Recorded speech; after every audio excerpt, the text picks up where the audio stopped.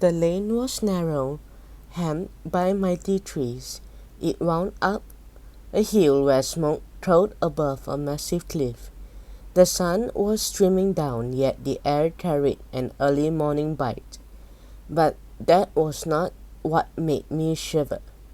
It was the sight of a distant village, surrounded by a wall nested in a small valley. I could see an old man plowing a field, trudging along behind a ox. It was like a picture from a book, a Chinese history book. "You are cold, Dashlai," Wing Chun asked me. "It is early spring and the snow have yet to melt." Her laughter tinkled. "It is my time of the year," she told us. "The meaning of my name is Beautiful Spring." "Where are we?" Tina asked in a dazed voice. "We are nearing Shaolin," was the simple reply. "You are taking us to the temple?" I demanded. "But how did we get here? We are supposed to be at school," I shouted in a panic. "We have an exam next week," cried Tina.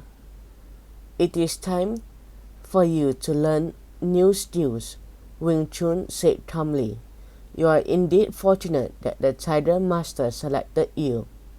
"But why did he choose us?" Tina asked her.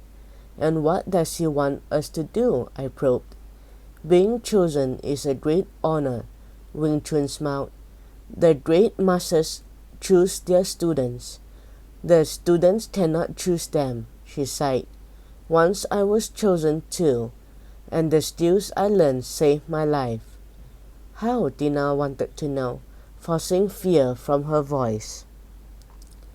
"A terrible warlord from Yunnan had come to our town and demanded my hand in marriage," Wing Chun explained. "If I did not agree, he would have my father and I killed. But I was really in love with a good man called Bok Chow, and I was in despair." "What did you do?" I asked her. "One day I thought all was lost. I met a nun from Shaolin. Her name was Mui. She was skilled in the arts of Kung Fu, and she took pity on me. So for a year she secretly taught me everything she knew. When it was time to marry the warlord, my father went to him and said I could not marry anyone who was not my equal in Kung Fu. The warlord laughed and agreed to a duel, thinking I was just a defiant, ignorant girl, never dreaming that I had been instructed by Mui." "And what happened?" wondered Tina. "I fought him in the village square," Wing Chun replied. "He tried to knock me out with his fists, but Mui had taught me how to use his force against him. With every attack I used his strength as my weapon. He grew weaker until he was defeated, and then I was able to marry Bok Chow and taught him the skills which bear my name." "Wow," grinned Tina, and elbowed me in the ribs. "Dash, would you fight someone for my hand?" I rolled my eyes. What a dumb question. I mean, what could I say? Girls always get mushy. "When did all that happen?" I asked Wing Chun. She smiled at the memory of a victory over the evil warlord. "Last year," she told us. I froze, unable to take another step.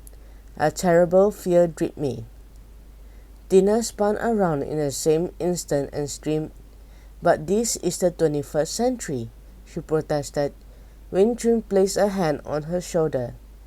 "Not anymore, Tina.